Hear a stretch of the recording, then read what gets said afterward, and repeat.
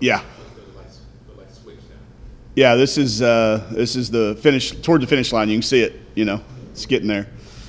We figured out where it was at last year, and now I think we know right where it's at. So it's fun. Yeah, we've had a great week of practice, really, really good week. It's hard when you're sitting around waiting and you don't have opponent for the first time in a long time. So it got just back to us. We tried to kind of simulate a variety of styles of play each day. We'd pick out, 5 or 6 teams that we think are going to be in the NCAA tournament. We put their logos at the top of the practice schedule and said, hey, we're getting ready for a team that's going to really pressure us and try to press us and turn us over and deny us. And we had our guys simulate that type of team. And then yesterday it was more of a zone and stand back and let us take tough jump shots. So we're going to scrimmage today against any style of play. I told the guys they can play as hard as they want, do whatever they want to do, and see if we're ready for it. How did that experience last year, one of the Final Fours, was a magical run for you guys? But how does that kind of carry over to now and prepare you guys for it? I think last year when we were doing it, we all thought it was a good plan, but we didn't know for sure. And now I think the kids are, hey, is this what we did last year? Like every time we get ready to do something, it's like, I think we did this last year. They're checking to make sure it was the same. And then, our goal all year long was just to try to kind of do everything we did last year just a little bit better. Every facet of it, whether that was our team travel or our pregame meals or how we slept, just everything just a little bit better. Because we did get a taste of how close you can come doing it that way. We didn't really add anything except for some new pieces. We have a different team. And that in and of itself was enough, I think, for this group. And now just stick to the same process. The leaders that we had on this team this year made sure that happened. The amount of coaching I got to do this year was every coach's dream, because I didn't have to do any inspiration. I didn't have to do any discipline. None. They took care of it. And it's just one of those when the coach can watch film and come up with practice plans, and sometimes those work and sometimes they don't. But with a group like this, with the 4 seniors and then the other kids that have been in the program for 3 years, it's made, I think, that experience that you talked about hopefully will be very beneficial. Coach, what, if anything, changes once you know your opponent? Well, March is all about the matchups. The seeds are important, but it's the teams that are on that other line, the matchups. Last year we got very favorable ones, except for the first round. I still hate playing a conference champion right off the bat. And as a 3 seed, there's a good chance that's going to happen year in and year out, because it's going to be a conference champion probably. Last year that was Penn, and they were really, really good. But the other matchups were favorable for us. Maryland was a good style of play. The potential of Kentucky was a good style of play, and then a familiar face in Stanford. So it will change only in that I think we'll get a little bit more specific to player personnel. Not necessarily a whole bunch of film. Just this team reminds us, what we always tend to do in the postseason is kind of use the Pac-12 players and make an all-star team out of our opponent. This kid's like Sydney Weiss, or this kid's like Sophie Bruner, or this kid's like Jordan Canada or Monique Billings. That'd be a pretty good team. I wouldn't really want to play those guys now. But we use players within our league that our kids are very, very familiar with. And I think you see that across every league on the men's and women's side this time of the year. In conference tournaments, people know each other so well, and they've played each other so many times that the scoring goes down and the offense looks a little choppy, because you know your opponents so very well. And now we're getting ready to have opponents that don't really understand how good Chantel Osahar is, because they'll watch it on film, and you guys have seen it long enough to know you can watch it on film all you want, but until you see it live and in person, it's just a little different. And you can make a edit of a film that says, Kelsey Plum, she can't go right. Okay, well then keep her from going left, because she'll just go lefter. And people will look at the stat sheet and say, well, Natalie Romeo didn't score in this game. You don't have to guard her. Well, she made 10 threes in a game when somebody decided not to guard her. So I think there's a little bit of fun and a little bit of sense of relief when you know that those people don't know you either. And it gets fun. Monday's fun. It's one of the best days in a women's basketball player's experience, is that anticipation of sitting there waiting to see your name.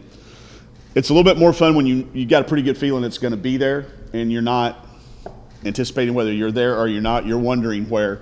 So, but it is a really, really fun day. I think there's a lot of fun lead up to it. We had a team dinner at my house last night, and there was you could hear some chatter about how anxious they were to get to that point.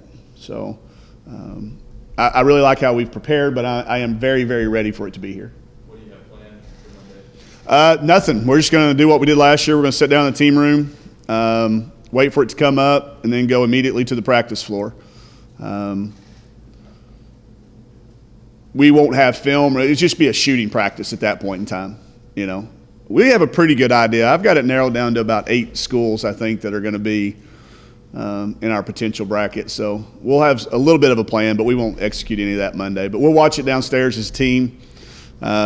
If you know this team, you'll know there'll be food involved. Always is. And then we'll go out and do a little bit of shooting. If we do get to host, I think there's a potential. It's not going to be till it's a Saturday potential tip. We don't know that for sure, but that's a potential Friday, Saturday, Sunday deal. So we've got plenty of time to get specific into an opponent or opponents. Given some of the crowds you've had this year selling out the Stanford game, what would that mean to be able to play a game 2 here?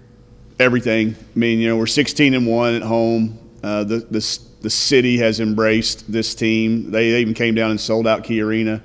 I think for the first time in a Pac-12 tournament game at 8:30, which is hard to do. And just a chance to give back to them one more time, and a chance for our kids to get to play in front of them one more time. I think for those guys, the senior day emotions are so heavy. You can try to downplay them all you want, but those are out of the way now. This is that one and done. Uniforms go up for the year. I think you see a neat atmosphere. And they've made a huge difference for us. We've talked about it many times as a team, and we continue. Our dog pack has been coming out. They came down to Key Arena.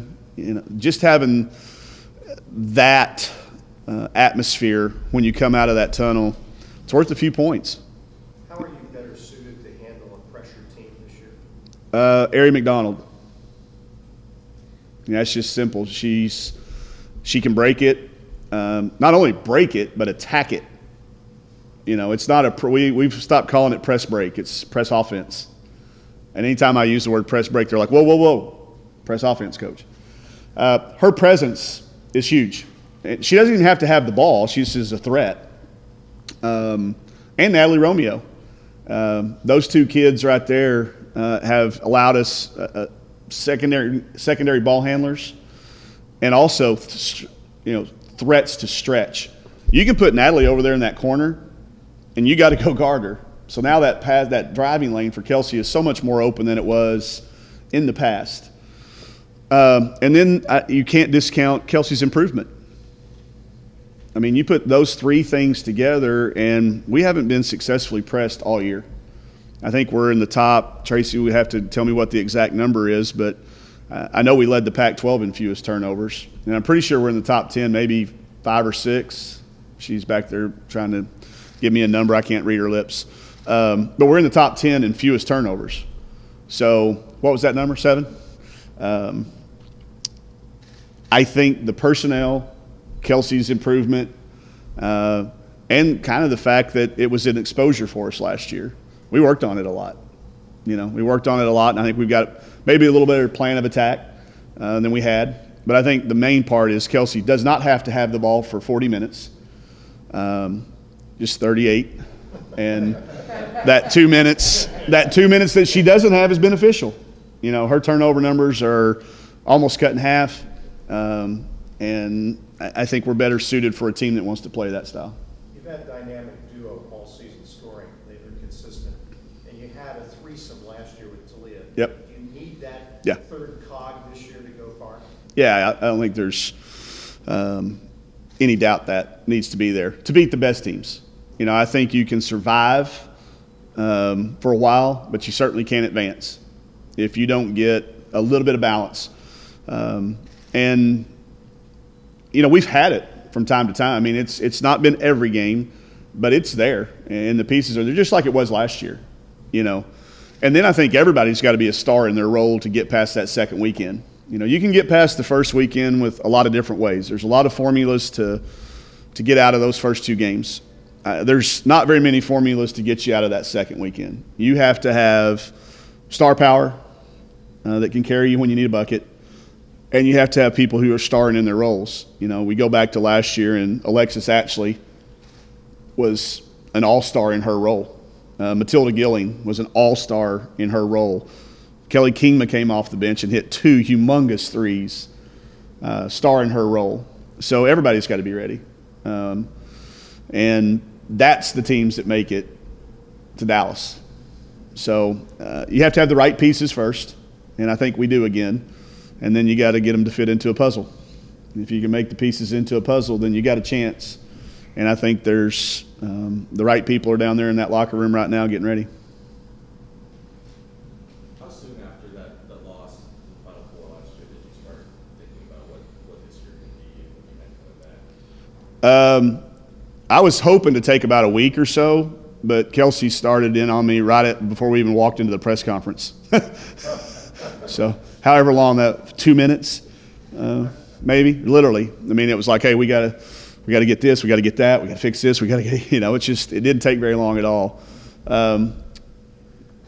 When you do get that close and you see the very razor edge difference between advancing and not advancing, I think we'd have been crazy not to have started taking notes immediately while we were there. I stayed. The team came on back because they had a lot of school and obligations. We had missed a lot of school. But I stayed. I went to the other 2 open practices. I went to the games and watched and picked up 2 or 3 little different things, So pretty much immediately, and I'm glad that I didn't get the week to think about it. I would have missed out on some things I think that were helpful. But I think you have to, especially knowing who we had coming back, knowing that even though we lost some great seniors in Moosey and Talia and Alexis, we had a really good core coming back in this freshman class that we've all got a chance to see. Ari a little bit quicker than most, but anybody that's been at practice the last 2 days would have seen what Amber Melgoza and Maylani can do. We've really been using this week a lot for those young kids, and we'll continue to do it again today. Those kids have had great years, even though they haven't got stats to back it up and prove it to you. If you look at where they've come from where they started, it's been a successful year for all those guys. Coach, one last thing. As a guy who was born in Connecticut, when you look at that team and that 107 in a row, what do you think? What do other coaches think? Well, I think it's awesome. I think it's great for our game. It's been a huge driving force in the way we do things. I've been lucky that I've got a relationship with those people, and they've been very open and welcoming to letting us try to copy the blueprint. The thing I like best about them is they don't care that you see the blueprint because you can't redo it. It's not like it's copyrighted. It's just that it's hard to do what they've done. So he's not afraid to share. So we've tried to emulate a lot of the things that they do. And I think it's been a huge part of the reason that you've seen new programs rise to a new level. I think they don't get the credit that they should. People are very dismissive, saying, oh, they've just got the best players, oh, they've just got the best coach. And they work hard. They are the hardest working team I've ever been around. Their pursuit of excellence, their focus on process and not results. It should be admired by every sports team and businesses, and anybody should use that as a little bit of a model. It's daunting to know that to win a championship, you've got to go through those guys year in and year out. But if you don't give it the due respect, I think you're diminishing a little bit what our game has become, and the fact that they're doing it in that era of our teams are all getting better, and they still keep winning at a pace that, the number gets so ridiculously crazy that you forget about it a little bit. But I think it's got to be embraced, and I think we all have to strive to be the team that can challenge those guys. Now, I do think this year there are more teams that could potentially catch them on an off night. If they don't play their A game, you've got a chance. In the past, they needed to play a C or a D game, and you needed to play your A game. So I think there is a possibility, but I wouldn't say it's a probability. I'd like to play them, and so would our team. I mean, I know they would. That's what I think every one of the other teams are striving for, is a chance to see. And now I'd like that to be in Dallas in the finals. I want to go on record as saying I would not like that to be in the first round in stores. Coach, do you worry about such a long layoff between games that being almost a full 2 weeks? Is that something you embrace, or is it something you worry about, or is it a chance to reset? Yeah. I used to really worry about it a lot. We had, when it started for us, the first time I was ever at a school that played and had the 2-week break was at Xavier. And we tried all kinds of formulas. We even thought about scheduling a game. There's some teams that a few years ago would schedule a game during this break. And we never dabbled into that area. A few teams did. But I think now we've got a good formula. I think I embrace it now. I used to hate it. It's one of those deals that, you start out hating something and you end up going the other direction, and now you believe in it. I think it's good for our kids. I think there's, like you said, a reset. They can really focus in on their studies. And the way it works for us is this is dead week leading into finals week. And that's the important week, is the week before, not necessarily the test time. So it falls at a really good time for us. I said this last year, and I believe it to be true from last year. We had the happiest team in America in the NCAA tournament from the first round all the way on. I think a part of it was because our finals were over. We'd had the break. They had acted like they liked my chicken spaghetti when we ate it. I'm not sure they do, but they eat it all. I'm not sure what happens, and they take leftovers. They may throw it out on the way home. But I think we had a really happy team. We were in a really good spot, and I think we're working toward that way again. So I have gotten to where I kind of embrace it now. It's a little awkward. We played last Friday, and there's potential that we don't play for 2 weeks if our next game is Friday or Saturday. So it's that rested, rusted argument. Which one are you? And I think we figured out a way to be a little bit of both, rested and not rested too bad. It's a big difference. You're a known commodity this year. Yeah. The whole season, has that been a good process for them to go through to get ready to this point? I think a good life learning process. I'm not sure it's good for a basketball team. It's hard. The statement I used early in the year was the Pawpaw Neighbors line that I used, that things are different when the deer has the gun. And all year long, the deer has had the gun on us instead of what's been vice versa. Last year, we didn't have one of these press conferences until we had made it to the Final Four. Last year, going into the tournament, we had a 0.2% chance of advancing, according to the odds makers that build huge casinos based on their odds. I don't think that will be the case this year. I mean, we were a 7 seed last year. I think we're going to be a 3 seed on Monday. Worst case scenario, maybe a 4, but I think we're a solid 3. So yeah, but it's not easy on these kids. If you look at the time demands that have been placed on some of the kids, they've handled it with poise and grace. I said to somebody the other day that Kelsey's missed a few jump shots this year and even a few free throws, but she has not missed one single interview question at any point in time that she's had a microphone in her face or a camera, any of that. I don't think there's a kid that's asked for an autograph that hadn't gotten it. Chantel's can't walk. She can't walk downtown without people stopping her. Walking through airports, she stopped every place we go. So I think it's very hard for a kid that age. I think it's hard for a person, much less a college student, to handle it.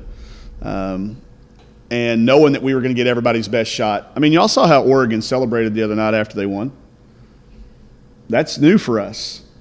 Most of the time people just came down and shake your hands and they walk off. We had to wait for a dog pile at half court and a big dance. And that's a compliment to our kids. But doesn't mean it's easy. We're 27-5, And I'm telling you, after all 5 of those losses, we had people wanting to know, hey, what's wrong? Well, we played at Notre Dame. Oh, well, we played at Oregon State. Oh, we had some tough breaks against Stanford at home. Those were all huge teams, but that's the expectation level that they've risen. Our fans, our community, and I think it's great. I think it's a lifelong teaching thing for those kids to understand that when you do set the bar high, you got to live up to those standards, and when you chase excellence, there's going to be a lot expected out of you. And it's no different in any of their businesses they're going to go to, or any of their professions, or any of the relationships they're going to be in the rest of their life. Their expectations are going to be really high. So I think they've got a good base to build from. And I think it makes us build up a little bit of toughness as a team. They've really stuck together. They've had each other's back. And that's always refreshing to see as a coaching staff. What was your first reaction when you saw Chantel's set shot? And where were you? Tell me, you walk me through it a little bit. Chicago, Illinois. I was in the wrong gym. Our recruiting coordinator at that point in time, who I won't mention her name, Adia Barnes, head coach, Arizona, gave me the wrong gym to go to. Adia Barnes, head coach, University of Arizona. I was in the wrong gym. And when I looked at the schedule, I realized I couldn't get to the proper gym in time to catch any of that game. And my next game was back in this gym I was sitting in, so I decided to stay. So I got they give us these books to watch the games. It's got people's numbers in them. And I noticed that one of the teams was from Arizona. So I thought, hey, that's Pac-12 footprint. Hey, let's see what these Arizona kids have got to offer. They were playing a team from, I think, New Jersey or somewhere, which didn't pique my interest whatsoever. So these books, one of the books has just their names, and the other one has like their ages and what year they are. So I just grabbed the book of their names and was kind of watching them warm up. I thought this team looks pretty good, except they were in like T-shirts, like just regular T-shirts. They weren't in uniforms. So I thought, oh boy, that's going to be one of those mom and pop AAU, everybody plays situation. But I watched them warm up. They were pretty good. They had a really good shooter. It turned out that was Courtney Eckmark, who, as I got the other book out, was going to Connecticut. Cross her off. They had another kid going to Louisville, another kid going to Michigan, another kid, and there was one kid on the team that had not committed. And I started looking for her, and I couldn't even find her because she was sitting on the bench, not warming up. Okay? So, again, now I'm on my phone trying to kill time, and the kid that didn't even warm up starts. She wears number 0, double 0, by the way, at that point in time. And she jumped and got the jump ball. Okay, and then we come down the next time in transition. First thing I saw her do was throw a no-look backdoor pass, which is, and you kind of thought, well, maybe she accidentally did that. She backpedaled down the court, got in the back of a zone, kind of did this a couple times. Ball went up. She rebounded one hand and flinged an outlet pass and stood there. Okay. It was the third or fourth trip down that she got a 3. They got the ball at the top of the key, and they kind of ran a 5 out for her. They'd break her high, and both sides would set a down screen or a back screen and just let her read it, which now we all know why they ran that. But she had it at the top of the key, and I swear I thought she was reversing the ball. And she looked at the girl, and right when she got about right here, she did that little, and it went in. And I thought, wait, she didn't shoot that, did she? Because she didn't bend, she didn't do it, it looked like she was looking over here, and the next thing you know, at the very last second, she looked up, and it was gone, and it was in. Again, she backpedaled down the court, got to a loose ball in the corner, and that's when I got the book out and made sure. Wrong place, right time. And as it would turn out, at that point in time, she's corrected me since. I didn't think she had much contact with any college, but she said there were other people that had been calling. But we were lucky to get in early. And before it was all said and done, I ended up in the right place. But then after watching her, I was the assistant coach at the time and didn't really do a whole lot of recruiting. Did some evaluating and went on the road, but I was more of the stay in the gym guy. But I told Coach McGuff about her And at that point in time, we were recruiting Mercedes Russell and Kylie Johnson and a bunch of, McDonald's All-Americans, a bunch of really highly recruitable kids that he hadn't heard of her, hadn't seen her. Told him about her, said, man, she really fits how we kind of play. And she had committed before he ever even saw her play. And when I sent him to watch her play, he was like, now what number am I watching? I said, she'll warm up, Coach. Don't worry. She'll get out there. And he fell in love with her the same way we all have. I don't know how many games it took y'all to fall in love with her. I mean, I think everybody goes back and try to remember the first time they saw her play or the first time they saw her shoot. I remember mine specifically because of how it's turned out. But I'll tell you what's so funny is people that have seen her for all these years, when they watch her shoot, they still smile. You've seen her shoot now 500 times, but you still get that moment. There's just something about it. She's got such magnetism. You just cannot help but appreciate her game, how hard she plays, how much better she makes everybody on the floor. And that was what drew me to her, was her team was better because she was out there. The fact that she was the only player on that team of a bunch of kids that had already committed, and her high school team won a mythical national championship. And, I think she was the reason all of those kids got the scholarships they got, because she makes everybody around better. Coaches, she's made me a better coach. She's made everybody on our team better at what they do because of the way she is. Was it an AAU situation? Summer league team, yeah. Not AAU, I don't think. AAUs for us have really been kind of they're not obsolete, but they're just not as existent as they were before. It was her summer travel team, yeah. Arizona Warriors were what they were called. Remember what year it was? If you were going to put a gun to my head, I'd tell you it was the Bartlett Community Center. Okay. It was either there or Schaumburg, but I think it was the Bartlett. I'd have to go back and look at if I walked in there, I'd know which one it was, but there's like 6 sites up there. But I remember sitting there. Then I also remember after we got her committed, having to hold off every team in the country from wanting her, because by the time everybody had seen her and heard that we got her, they were all trying to get her.